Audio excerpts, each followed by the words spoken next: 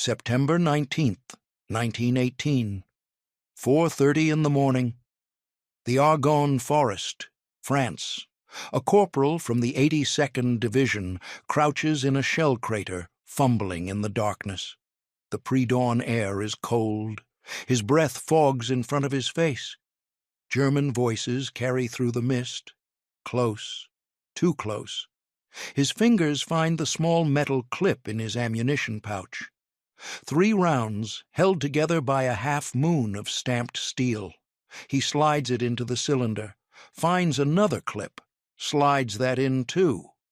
But the clip is bent. It happened yesterday when he shoved the pouch into his pack too hard.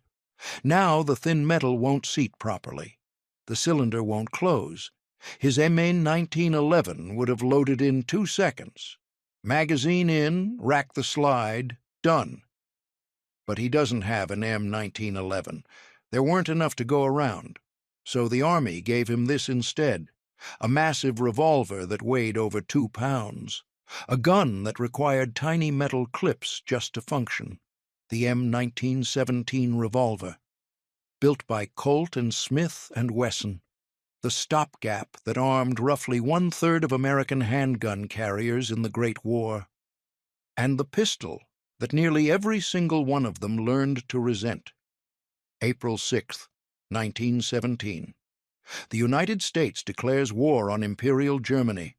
The American Army numbers 127,000 men. By war's end, they'll need 4 million, all of them needing weapons. The M1911 pistol is the finest combat handgun in the world. John Moses Browning's masterpiece. 7 rounds of .45 caliber stopping power in a semi-automatic package. Every officer, every tank crewman, every artilleryman, every machine gunner needs one. And Colt can't make them fast enough. This wasn't about money. This was about factory capacity, about the brutal mathematics of industrial production. Colt's Hartford plant was already running at maximum output. They'd been making M1911s since the pistol's adoption 6 years earlier, but peacetime production and wartime demand exist in different universes. By the time the first American Expeditionary Force ships arrive in France, there are only 75,000 M1911s in the entire military inventory. The Army needs hundreds of thousands. Potentially millions. Soldiers drill with broomsticks, officers carry empty holsters, machine gun crews practice without sidearms because there simply aren't any to issue. The War Department faces an impossible choice. Wait months for production to ramp up while soldiers go unarmed, or find something that can be manufactured right now with existing tooling. They choose the second option. 2 civilian revolver manufacturers, Colt and Smith and Wesson, both have large-frame revolvers already in production. The tooling exists. The workers are trained. Both companies have recently fulfilled contracts for the British military, producing revolvers in .455 Webley caliber. Why not adapt these proven designs for American ammunition? There's just one problem. The .45 automatic Colt pistol cartridge has no rim. Revolvers need rimmed cartridges. The rim catches on the extractor star when you eject spent cases. Without it, there's nothing for the mechanism to grab. The cartridge just sits there, refusing to come out. Joseph Wesson, son of the company's founder, devises a solution, a small stamped steel clip shaped like a half-moon. 3 cartridges snap into each clip. 2 clips load into the cylinder. The clips provide the rim that the cartridges lack. In theory, this was revolutionary. The first true speed loaders in military history. You could dump all 6 rounds into the cylinder simultaneously, snap it shut, and be ready to fire in under 2 seconds. Faster than loading a revolver 1 round at a time. Competitive with changing a magazine. On paper, brilliant. Smith & Wesson even allowed Colt to use the patented design for free, waiving royalties for the sake of the war effort. That's how important everyone believed this solution to be. The Army awards contracts to both manufacturers. Colt adapts their new service revolver. Smith & Wesson modifies their .44 hand ejector. Both weapons receive the same designation: United States Revolver, caliber .45, model of 1917. Smith & Wesson delivers the first revolvers in September 1917. Colt follows in late October.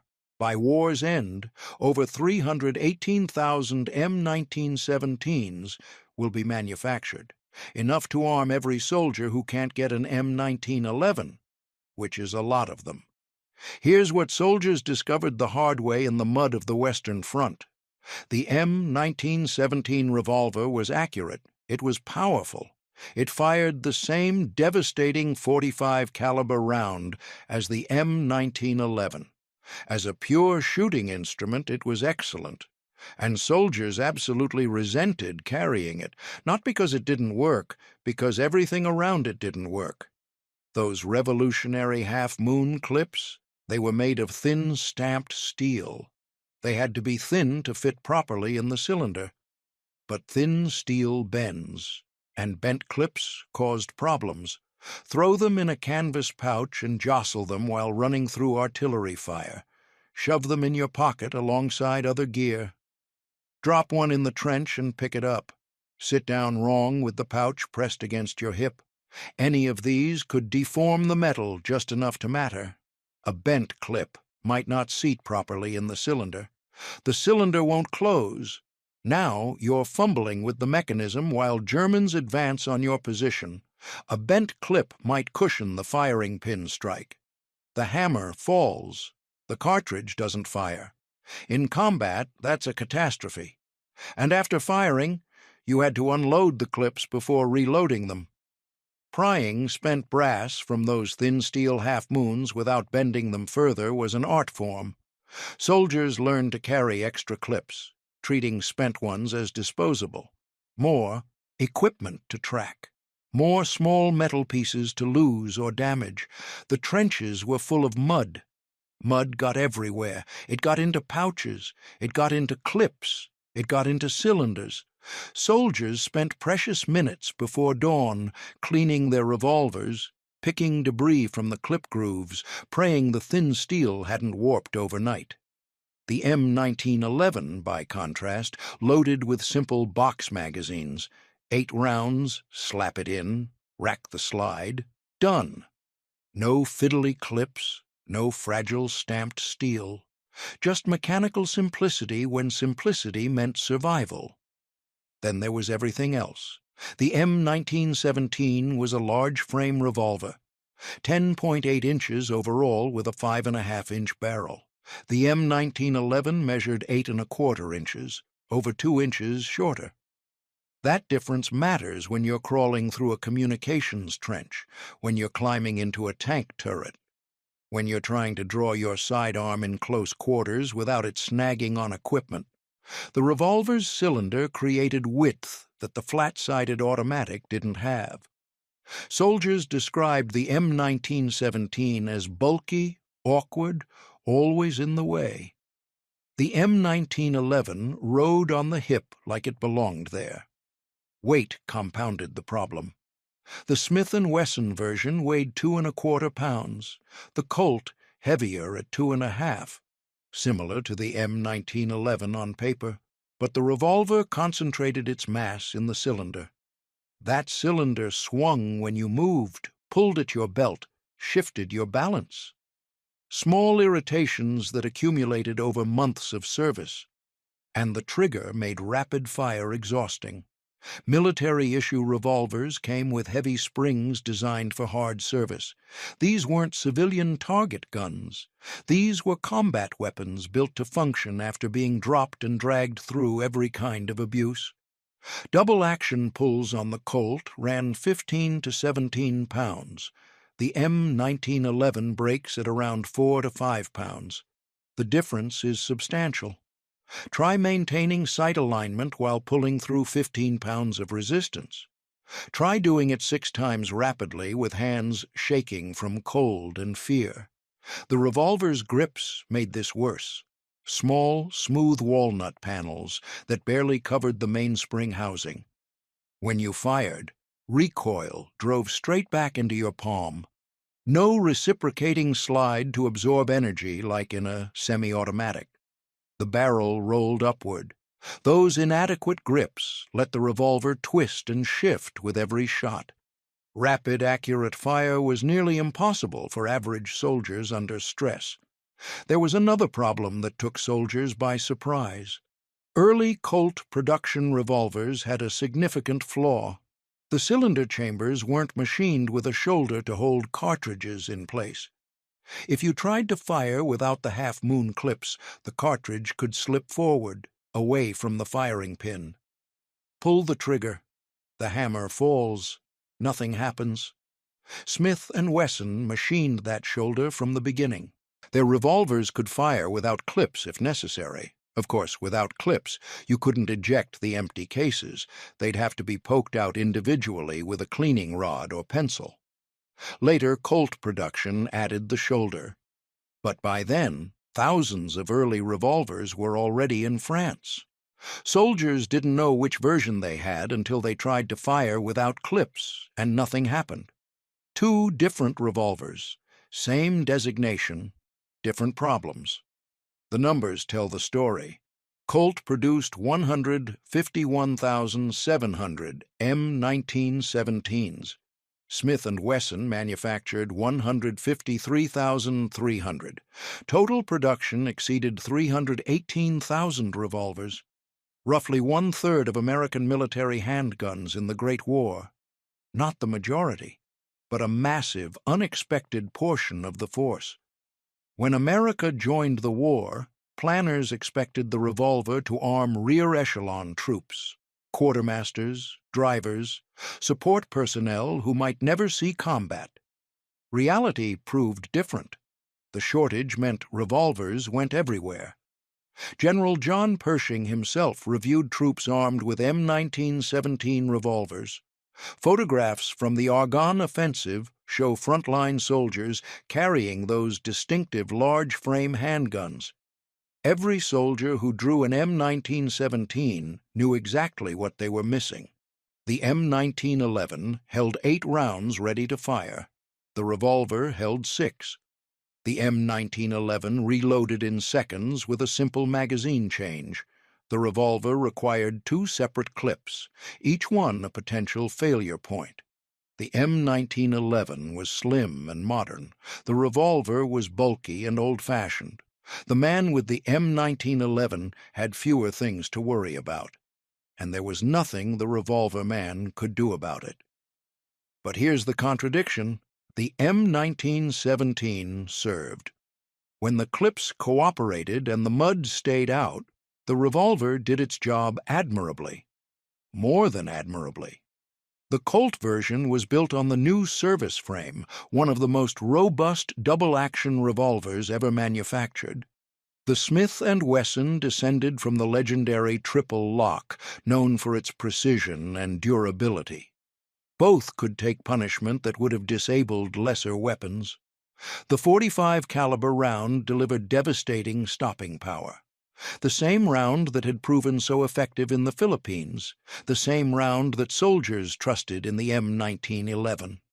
When the revolver fired, it hit hard. Accuracy at combat distances matched or exceeded the semi-automatic. The revolver's fixed barrel meant no movement during the firing cycle. What you aimed at, you hit. And here's the thing about revolvers: they don't jam the way semi-automatics can. No feed failures, no stovepipes, no failure to extract. Pull the trigger, the cylinder rotates, the hammer falls. Simple mechanics that work even when everything else fails. A Marine armed with a Colt M1917 was photographed, approaching a Japanese bunker on Okinawa. The same revolver soldiers had cursed in 1918 was still serving in 1945. In November 1940, the Army recorded nearly 190,000 M1917s still in reserve, 96,000 Colts, 91,000 Smith & Wessons. When World War II began and M1911 production again couldn't meet demand, those old revolvers came out of storage. Military police carried them. Tank crews kept them as backup. Support troops received the same revolvers their fathers had carried a generation earlier. Over 20,000 reached combat theaters despite original plans to restrict them to stateside service. They served in Korea. They served in Vietnam with tunnel rats who needed something simple and reliable in confined spaces. 50 years of service for a weapon that was supposed to be temporary. So why did soldiers resent a weapon that kept working for half a century? Because the M1917 wasn't a bad weapon. It was the wrong weapon in the wrong place. Old technology pressed into service because new technology couldn't be manufactured fast enough. A civilian revolver adapted awkwardly for military ammunition, a stopgap that lasted decades longer than anyone expected. The soldier who wanted an M1911 and received an M1917 didn't care that the revolver was accurate. He knew only that his clips bent in his pocket, that his grips were too small, that his trigger was heavier than it needed to be, that every time he loaded his sidearm, he was solving a puzzle the M1911 man never faced. That frustration is what soldiers remembered. That's what they wrote home about. That's why the M1917 never achieved the legendary status of the M1911. That corporal from the 82nd Division, the one fumbling with bent clips before dawn in the Argonne forest. His hands finally got the cylinder closed. The revolver fired when he needed it. He survived the war. When he came home, he didn't bring the M1917 with him. Nobody wanted those revolvers. The government sold them as surplus for years. By the 1960s, you could buy one through mail-order catalogs for practically nothing. Over 300,000 manufactured, 4 major conflicts, 50 years of service, the revolver that soldiers cursed and trusted in equal measure. Sometimes the weapon that works is still the weapon you resent.